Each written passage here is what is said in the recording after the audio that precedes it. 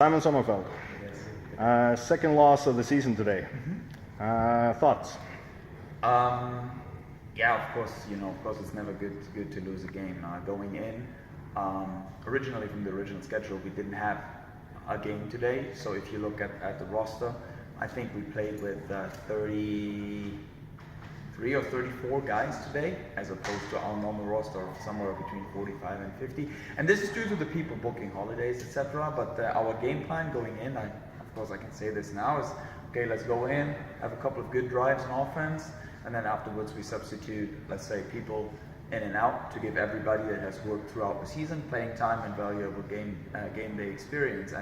And yeah, I mean, it's somehow fate, because Connor gets rolled up on his ankle, twisted his ankle a bit. It's not serious at all, but it's serious enough to be a warning shot. Okay, we keep him out of the game after the first drive, and we put in our second quarterback, Nikolai Kaldan-Miller. He has, I think, his first year of football. So is number 19, Mohamed Ali, and number 93.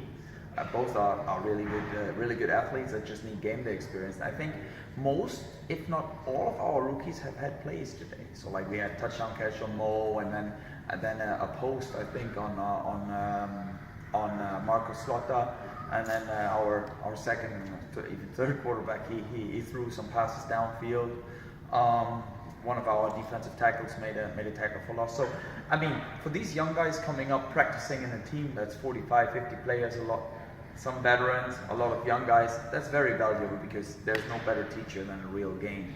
So I think, of course, the veterans will be a bit upset that we lost today's game, but I think it's a good incentive to work hard towards the playoffs. Your thoughts on your opponent today? You got outplayed after Connor went down with the injury on offense. Yeah, sure. I mean, of course, when Connor leaves the game, it takes away, let's say, a lot of the offensive firepower in terms of throwing downfield. If you look at how the game played out after that, what I admit happened was there was a big slump towards the end of the first half. But on the second half, there was a 0-0 game with us rotating all kinds of players, and that shows that we can go, toe-to-toe with teams that have a good youth program and that bring guys up throughout the years. Like, there were players on the field that were the first time out on the field this year. So what we did well, I think, was give these guys playing time.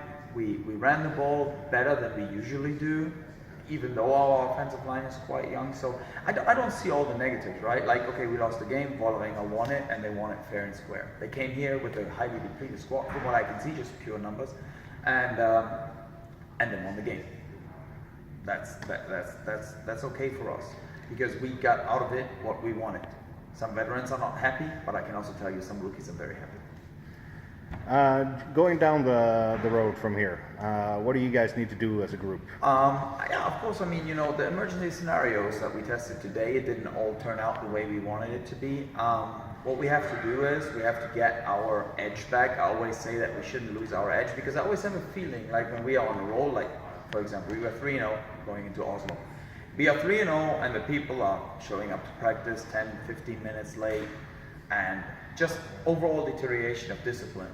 And we can't have that. We had it again. We qualified, we beat Eidsvoll, we qualified for home field advantage playoffs. It happened again. People arrive late, people are not accountable.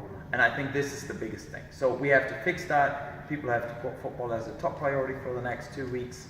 And whichever opponent we may face here needs to see the true face of our team. All right. Thank you for your time. Oh, you're very welcome.